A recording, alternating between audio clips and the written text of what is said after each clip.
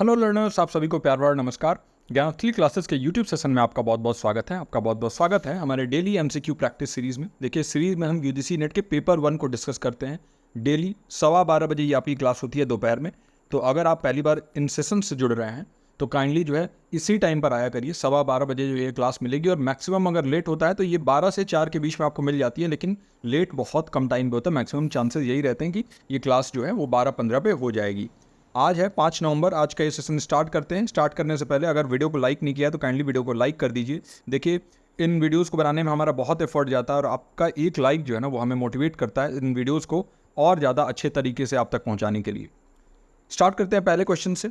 Research methodology का ये प्रश्न है, which type of data is most commonly use in quantitative research. बताइए, हम बात कर रहे हैं यहाँ पर मात्रात्मक शोध के बारे में, क्वान्टिटेटिव रिसर्च के बारे में। किस प्रकार के डेटा का सबसे अधिक उपयोग होता है? पहला है आपके पास संख्यानात्मक डेटा, न्यूमेरिकल डेटा। दूसरा ऑप्शन है टेक्सचुअल डेटा, पाठ्य डेटा। तीसरा ऑप्शन है विजुअल डेटा या दृश्य डेटा, और चौथा ऑप्शन है ऑडियो डेटा। तो बताइए, इनमें से कौन सा आप मोस्ट प्रोबेबली या मोस्ट कॉमनली यूज होता है अगर हम बात करें यहाँ पर मात्रात्मक शोध या क्वांटिटेटिव रिसर्च के बारे में? काफ़ी आसान प्रश्न है। आपको क्या लगता है इसका सही उत्तर क्या होगा? नीचे कमेंट सेक्शन में जाके लिख दीजिए क्वेश्चन नंबर 1 लिख के, और क्या होगा इसका सही उत्तर, और फिर हम एक एक ऑप्शन डिस्कस करते हैं। देखिए, क्वांटिटी क्या होता है? कोई भी ऐसा कमोडिटी होगा जिसको आप मेज़र कर सको, जिसको माप सको, और मापने के लिए क्या चाहिए? नंबर्स। बिना नंबर्स के तो आप माप नहीं सकते हो। किसी का अगर मैं कोई व्यवहारिक कौशल, कोई बिहेवियरल स्किल बोलूँ तो आप माप नहीं पाओगे, है ना। कोई कितना अच्छा है, कोई कितना ईमानदार है, मैं बोलूँगा कि आप मापो कि वो कितना ईमानदार है वो पर्सन। आप माप पाओगे क्या? नहीं माप पाओगे। ईमानदारी कैसे मापोगे? किसी स्किल पे ईमानदारी तो मापा नहीं जा सकता। लेकिन अगर मैं कह दूँ कि जाके और इनका मैथमेटिक्स में इस पर्टिकुलर चैप्टर में क्या इंटेलिजेंस है, कितना जो है नॉलेज रखते हैं, टेस्ट करो, तो आप कर सकते हो। तो उसमें न्यूमेरिकल डेटा का यूज़ होता है, और यही इसका सही उत्तर भी होगा। ए ऑप्शन, संख्यानात्मक डेटा, इसका सही उत्तर होगा। टेक्सचुअल डेटा जो है ना, ये क्वालिटेटिव रिसर्च या गुणात्मक शोध में यूज़ होता है, तो ये नहीं होगा। विजुअल डेटा जो है ये क्वालिटेटिव मेथड्स में यूज होता है, ये भी नहीं होगा। और श्रव्य डेटा जिसे हम कहते हैं, ऑडियो डेटा, ये भी जो है एनालाइज किया जाता है क्वालिटेटिव रिसर्च में, तो ये भी नहीं होगा। इसका सही उत्तर हो जाएगा ए ऑप्शन। आई होप कि इसका सही उत्तर नीचे कमेंट सेक्शन में आपने दे दिया हो। बढ़ते हैं अपने अगले प्रश्न पर। इंफॉर्मेशन एंड कम्युनिकेशन टेक्नोलॉजी का ये प्रश्न है, which technology is use to verify transactions in crypto currency. बताइए, क्रिप्टो करेंसी में लेन देन को सत्यापित करने के लिए किस तकनीक का उपयोग किया जाता है? तो देखिए, क्रिप्टो करेंसी क्या होता है इसके बारे में भी हम समझेंगे, है ना। पहला ऑप्शन है आपके पास मशीन लर्निंग, दूसरा ऑप्शन है ब्लॉकचेन, तीसरा है क्लाउड कंप्यूटिंग, और चौथा ऑप्शन है डेटा माइनिंग। तो इनमें से कौन सा सही उत्तर होगा? क्वेश्चन नंबर 2 लिख के आपको क्या लग रहा है इसका सही उत्तर क्या होगा, नीचे कमेंट सेक्शन में मेंशन कर दीजिए। और फिर जो है हम यहाँ पर क्रिप्टो करेंसी को भी समझते हैं कि क्या होता है क्रिप्टो करेंसी, है ना, और कैसे जो है इसका उपयोग अब बढ़ता जा रहा है, आने वाले टाइम में और बढ़ेगा, है ना। तो आई होप कि आप नीचे जाके ये लिखते होंगे, क्योंकि बहुत ज़रूरी है आपका एक्टिव रहना क्लास में, है ना। देखिए, अगर मैं बात करूं क्रिप्टो करेंसी के बारे में, या क्रिप्टो, ये एक डिजिटल करेंसी होता है, याद रखिएगा। डिजिटल मतलब क्या है? इसका कोई फिजिकल रूप आपके सामने नहीं आएगा, कोई नोट नहीं आएगा आपके सामने, या फिर सिक्के नहीं मिलेंगे आपको। ये डिजिटल करेंसी है। ये क्रिप्टोग्राफी नाम का एक टेक्नोलॉजी यूज़ करता है ट्रांजैक्शंस को सिक्योर करने के लिए, और किसी भी सेंट्रल बैंक से या फिर किसी भी फाइनेंशियल इंस्टीट्यूशन से जो है ना ये कंट्रोल नहीं होता है ना। तो ये कंट्रोल नहीं होता है, और ये डिसेंट्रलाइज्ड, इसको हम कहते हैं डिसेंट्रलाइज्ड मनी, है ना, या करेंसी।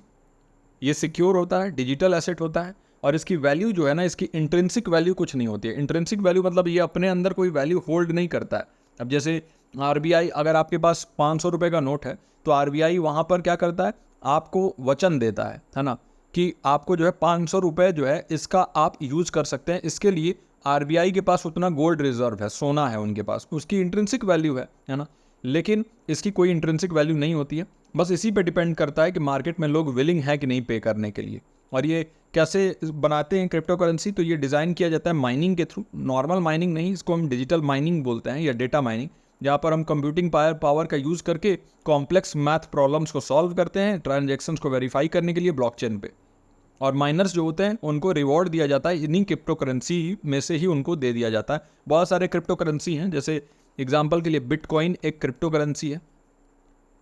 इसके बाद आपका आ जाता है इथेरियम। ये सभी मैं फेमस बता रहा हूँ। एक डॉग कॉइन या डोजे कॉइन इसको हम कहते हैं, ये मीम कॉइन है ना, लाइट कॉइन होता है, पियर कॉइन होता है, ऐसे बहुत सारे क्रिप्टो करेंसी है। अच्छा, इंडिया में जो है लीगल टेंडर नहीं है ये, यानी कि ऑफिशियली इंडिया में ये बैन है, याद रखिएगा, क्रिप्टो करेंसी। ओके, तो पेमेंट मेथड के तौर पे यूज़ किया जा सकता है। बहुत सारे ऐसे कंपनीज़ हैं जो कि क्रिप्टो करेंसी को एक्सेप्ट भी करती हैं, जैसे AT&T एक कंपनी है, माइक्रोसॉफ्ट जैसी कंपनीज़ हैं, है ना, ये पेमेंट मेथड अपने वेबसाइट पे लेती है, लेकिन इंडिया में नहीं, बाहर। ओके, तो ये तो पता चल गया आपको कि क्रिप्टो करेंसी होता क्या है। अब पूछ रहा है कि कौन से टेक्नोलॉजी का यूज़ किया जाता है इन ट्रांजेक्शन्स को वेरीफाई करने के लिए। तो क्या मशीन लर्निंग का उपयोग किया जाता है? देखिए, मशीन लर्निंग जो होता है वो एल्गोरिदम बेस्ड होता है डेटा प्रेडिक्शन के लिए, तो ये नहीं होगा इसका सही उत्तर। ब्लॉकचेन का यूज़ किया जाता है ना, ब्लॉकचेन टेक्नोलॉजी का यूज़ किया जाता है। ब्लॉकचेन टेक्नोलॉजी ये इंश्योर करता है कि सिक्योरिटी और ट्रांसपेरेंसी, यानी कि एक तो वो सिक्योर रहे और दूसरी चीज़ की पारदर्शिता बनी रहे क्रिप्टो करेंसी ट्रांजैक्शन में, क्योंकि ये पारदर्शिता ही जो है एक चीज़ है जिससे इसकी कुछ वैल्यू आप समझ पाते हो और आप जो भी लोग लेन देन करते हैं वो इसका लेन देन कर पाते हैं। तो इसके लिए ब्लॉकचेन नाम की एक टेक्नोलॉजी यूज़ होती है, याद रखिएगा, है ना। और इतना ज़्यादा डीप में हम नहीं जाएंगे, एक एक चीज़ पहले भी मैं आपको बता चुका हूँ, ब्लॉकचेन क्या होता है, ये सारी चीज़ें। क्लाउड कंप्यूटिंग क्या होता है? तो ये डेटा स्टोरेज और मैनेजमेंट इसमें इन्वॉल्व होता है क्लाउड कंप्यूटिंग में, ये ट्रांजैक्शंस वगैरह के लिए नहीं होता, तो ये नहीं होगा। और डेटा माइनिंग जो है ना, ये किया जाता है, डेटा माइनिंग करके क्रिप्टो करेंसी जो है वो क्रिएट किया जाता है, लेकिन वेरीफाई नहीं। तो डेटा माइनिंग जो है ये बड़े डेटा सेट्स को एनालाइज करने के लिए यूज़ होता है, ट्रांजैक्शन को वेरीफाई करने के लिए नहीं, तो ये भी नहीं होगा। इसका सही उत्तर हो जाएगा बी ऑप्शन। तो आई होप कि इसका सही उत्तर नीचे कमेंट सेक्शन में आपने मेंशन कर दिया हो। बढ़ते हैं अपने अगले प्रश्न पर। टीचिंग एप्टीट्यूड का हमारा अगला प्रश्न है, which method helps a teacher guide students in practically applying knowledge. बताइए कौन सी विधि का उपयोग करके एक शिक्षक जो है छात्र को अब जो भी ज्ञान उन्होंने दिया उसको व्यवहारिक रूप से लागू करने में सहायता करते हैं। पहला ऑप्शन है आपके पास व्याख्यान विधि, लेक्चर मेथड। दूसरा ऑप्शन है केस स्टडी मेथड। तीसरा ऑप्शन है रोट लर्निंग यानी कि रटने की विधि। और चौथा ऑप्शन है गेमिंग विधि या गेमिंग मेथड, है ना। तो बताइए इसका सही उत्तर क्या होगा, आपको क्या लग रहा है इसका सही उत्तर क्या होना चाहिए? नीचे कमेंट सेक्शन में मेंशन कर देंगे क्वेश्चन नंबर 3 लिख के, और जो भी आपको लग रहा है इसका करेक्ट आंसर होगा।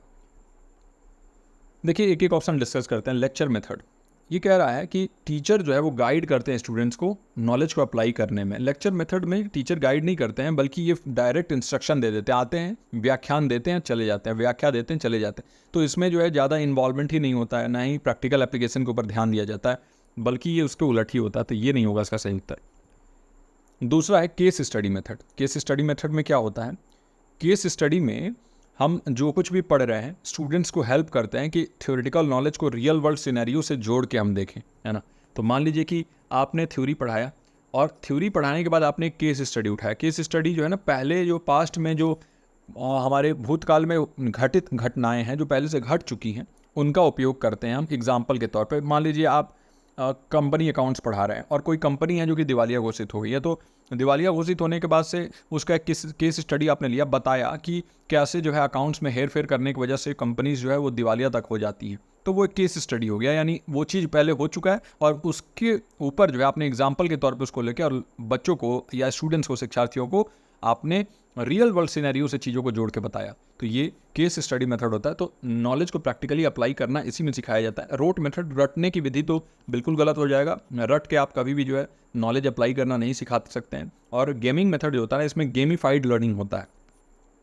तो अप्लाई करने के बारे में नहीं है कि आप जो है अप्लाई करेंगे एप्लीकेशन नॉलेज का, हाँ, लेकिन ये एक नया तरीका जो है जरूर है, ये एंगेज्ड रखता है लर्नर्स को, है ना।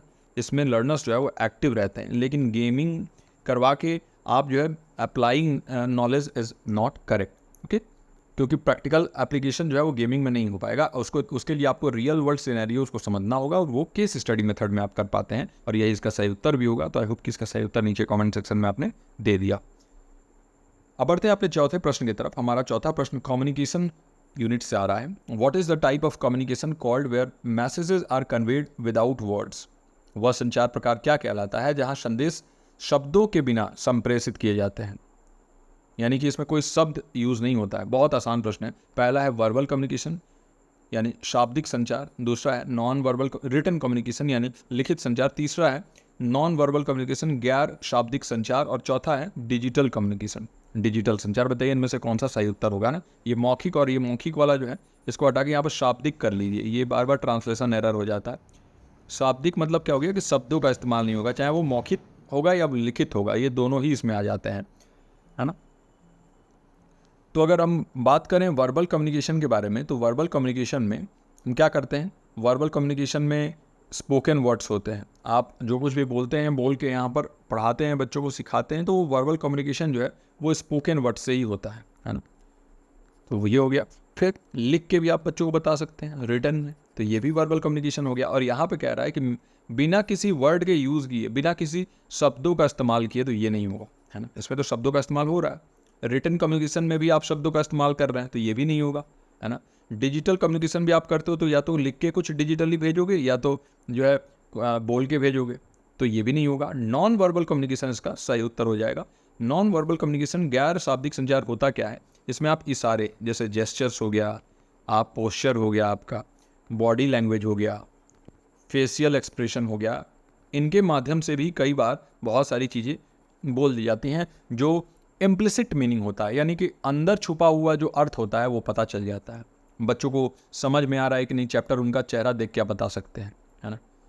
किसी को उनके घर पे आपका जाना अच्छा लगा या नहीं, लोगों का चेहरा देख के आप बता सकते हैं। ये नॉन वर्बल कम्युनिकेशन, इसमें बोलने की जरूरत नहीं होती है। तो ये जो है इसका सही उत्तर होगा, जहाँ पर मैसेज को कन्वे किया जाता है बिना शब्दों के इस्तेमाल के। तो आई होप कि इसका सही उत्तर नीचे कमेंट सेक्शन में आपने दे दिया हो। अब बढ़ते हैं अपने 5वें प्रश्न की तरफ। हमारा 5वां प्रश्न हायर एजुकेशन सिस्टम से है। What is the primary goal of the national education policy 2020? बताइए, राष्ट्रीय शिक्षा नीति 2020 का मुख्य उद्देश्य क्या है? पहला ऑप्शन है to promote only vocational education, यानी केवल व्यावसायिक शिक्षा को बढ़ावा देना। दूसरा ऑप्शन है to change the school education format, यानी स्कूली शिक्षा के प्रारूप में बदलाव करना। तीसरा ऑप्शन है टू एम्फेसाइज प्राइवेट एजुकेशन, यानी निजी शिक्षा पर जोर देना। या फिर चौथा ऑप्शन है to discourage research in education, यानी शिक्षा में अनुसंधान को हतोत्साहित करना। बताइए कौन सा प्राइमरी गोल या मुख्य उद्देश्य होगा नेशनल एजुकेशन पॉलिसी 2020 या राष्ट्रीय शिक्षा नीति 2020 का। एक एक ऑप्शन जो है डिस्कस करेंगे। आपको क्या लग रहा है इसका सही उत्तर क्या होगा, नीचे कमेंट सेक्शन में जाके मेंशन कर दीजिए। And we are halfway to the video, so अगर आपने इस वीडियो को यहाँ तक देखा है तो kindly like the video, and आप जरूर अपना फीडबैक दीजिए इन द कमेंट सेक्शन कि how do you like these videos and are this videos helpful और not for you. Okay, so let's discuss करते हैं एक एक ऑप्शन।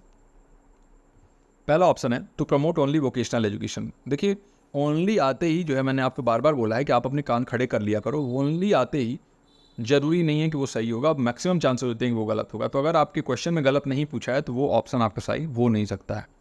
तो प्राइमरी गोल पूछा है नेशनल एजुकेशन पॉलिसी के, तो उसमें वोकेशनल एजुकेशन तो आता है, लेकिन ओनली वोकेशनल एजुकेशन नहीं। जब भी हम सिर्फ और सिर्फ व्यावसायिक शिक्षा के बारे में बात करेंगे तो किसी भी एजुकेशन पॉलिसी का कोई भी लक्ष्य नहीं कह सकता है कि आप एक किसी चीज़ पर ही सिर्फ फोकस करो, और ये इसका सही उत्तर नहीं होगा, है ना। दूसरा ऑप्शन है यहाँ पर हमारे पास to change the school education format, स्कूली शिक्षा के प्रारूप में बदलाव करना। जरूर हाँ, जो हमारी राष्ट्रीय शिक्षा नीति 2020 आई है, इसमें स्कूल एजुकेशन फॉर्मेट में चेंज के बारे में बात किया गया है। इसका एम है कि हम इंडियन एजुकेशनल स्ट्रक्चर को जो है ना एक बार फिर से वापस से चेंज करें और हॉलिस्टिक अप्रोच पर ध्यान दें, है ना। सर्वांगीण जो विकास है बच्चों का, हॉलिस्टिक डेवलपमेंट है, उस पर हम ज़्यादा जोर दे रहे हैं। और ये प्रारूप में क्या बदलाव हुआ है, तो पहले जो ये 10+2 सिस्टम हुआ करता था, 10+2+3, तो अब ये जो है 5+3+3+4 सिस्टम कर दिया गया है, जिसमें इन 5 में भी 3 और 2, 3 साल जो है ये आंगनबाड़ी, और ये 2 साल जो है 1 और 2 यहाँ से, और फिर 3, 4, 5, 6, 7, 8, 9, 10, 11, 12, ये जो है इस तरीके से कर दिया गया है।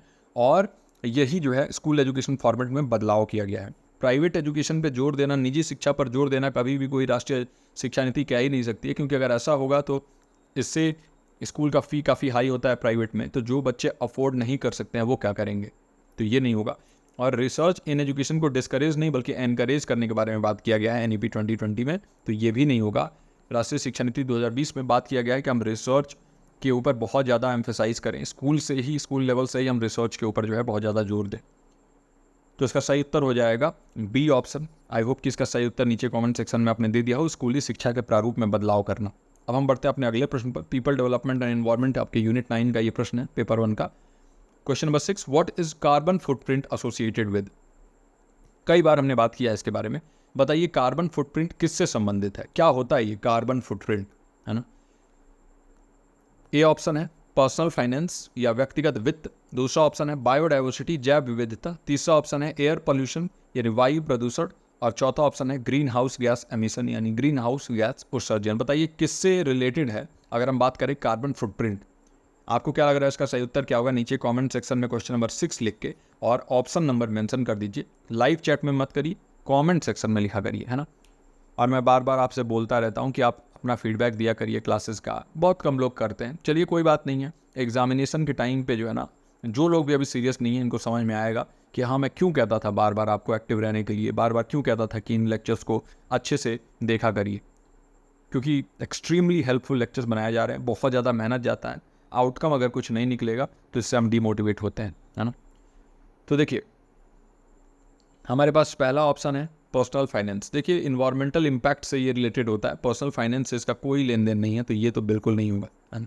व्यक्तिगत वित्त से कार्बन फुटप्रिंट का कोई लेना देना नहीं है। बी है बायोडाइवर्सिटी। देखिए स्पेस जो बायोडाइवर्सिटी होता है वो क्या होता है? जैव विविधता, मतलब एक एरिया में रहने वाले अलग अलग जो जीव हैं, है ना, तो इससे कार्बन फुटप्रिंट का कोई लेना देना नहीं। कार्बन फुटप्रिंट जो है ना ये अलग चीज़ है, बायोडाइवर्सिटी या जैव विविधता से कोई लेना देना नहीं है। एयर पोल्यूशन क्या है? एक ब्रॉडर कैटेगरी आ जाता है, इसमें बहुत सारे गैसेज आ जाते हैं, है ना, तो ये भी नहीं होगा। ग्रीन हाउस गैस एमिशन जो होते हैं ना, इन्हीं से कार्बन फुटप्रिंट का लेना देना है। कार्बन फुटप्रिंट ये मेज़र करता है total green house gases emit by an entity, मतलब एक एंटिटी ने total green house gas emission कितना किया। आप अपने लाइफ में जो कुछ भी कर रहे हो वो आपकी कार्बन फुटप्रिंट में ऐड कर रहा है। जैसे आप प्लास्टिक का अगर इस्तेमाल बहुत ज़्यादा कर रहे हो तो कहीं ना कहीं वो प्लास्टिक किसी फैक्ट्री में बनता होगा और वो फैक्ट्री जो है ना ग्रीन हाउस गैस को एमिट करता होगा। अगर जो ये मीट प्रोडक्ट्स होते हैं, है ना, इनका इस्तेमाल बहुत ज़्यादा आप कर रहे हो तो कहीं ना कहीं जो है ये भी प्रोसेस होता है, और ये प्रोसेस होने के बाद जो है ना ये एनवायरनमेंट में इम्पैक्ट लाता है।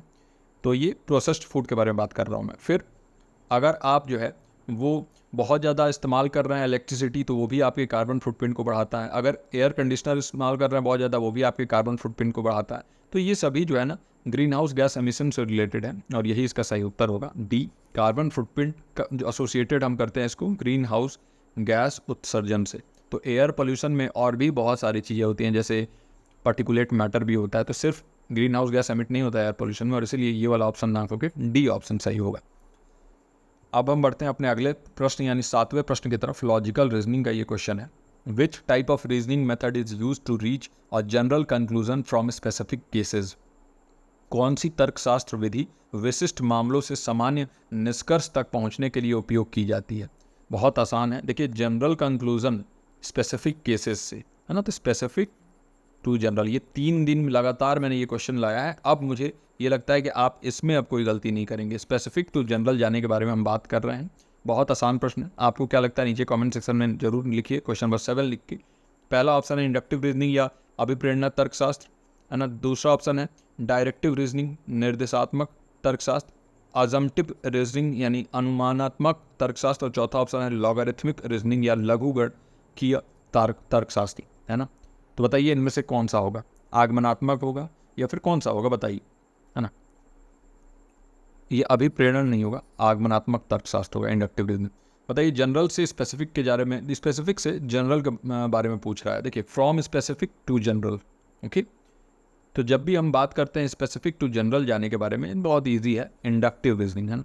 आप स्पेसिफिक केसेस को लेते हो, ऐड करते जाते हो, ऐड करते जाते हो यानी इंड्यूस करते हो, और फिर जनरल कंक्लूजन तक पहुंच जाते हो, है ना। बाकी ये कोई इस रीजनिंग का टाइप नहीं है डायरेक्टिव रीजनिंग। अजम्पटिव रीजनिंग जो है ना ये अजम्पशंस के ऊपर बेस्ड होता है, और लॉगरिथमिक रीजनिंग जो है ये भी एक लॉजिकल रीजनिंग का टाइप नहीं है। तो इसका सही उत्तर ए हो जाएगा। आई होप कि इसका सही उत्तर नीचे कमेंट सेक्शन में आपने दे दिया हो।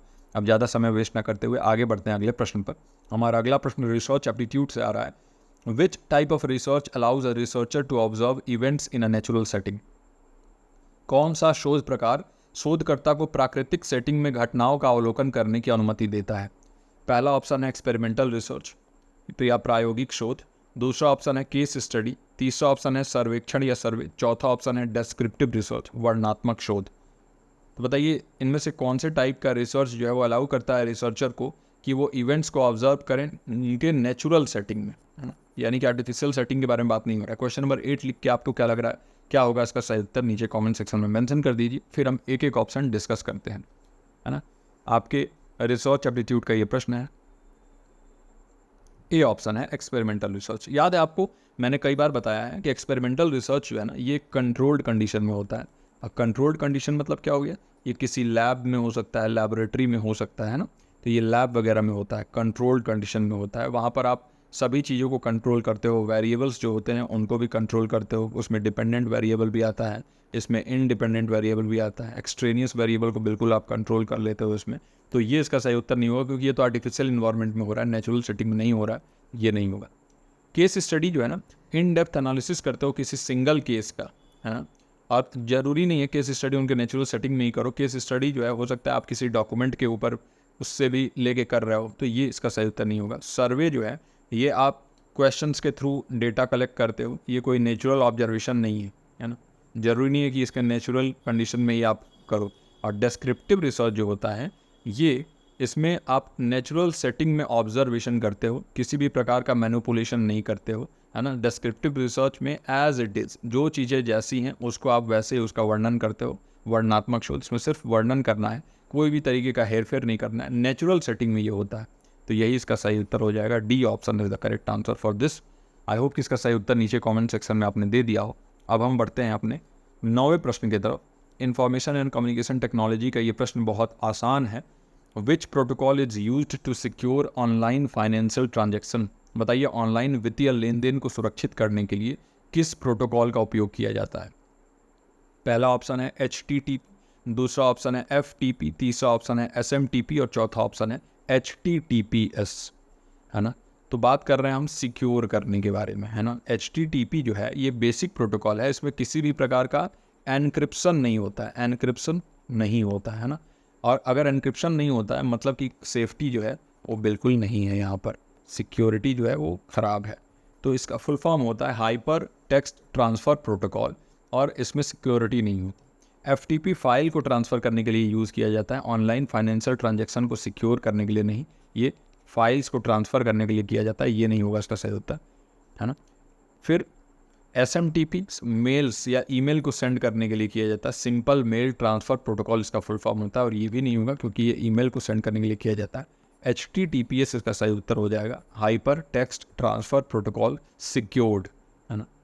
तो ये इंश्योर करता है कि जो भी चीज़ें आप भेज रहे हैं, जो भी फाइनेंशियल ट्रांजैक्शन कर रहे हैं वो एनक्रिप्टेड है। तो इसीलिए कहते हैं कि कभी भी कोई वेबसाइट पे जाते हो जहाँ पर ये www ऐसे करके लिखा होता है, तो स्टार्टिंग में आप उसके पढ़ लीजिए क्या HTTP तो नहीं लिखा है, HTTPS लिखा रहता है, तो वो वेबसाइट काफ़ी सिक्योर माना जाता है।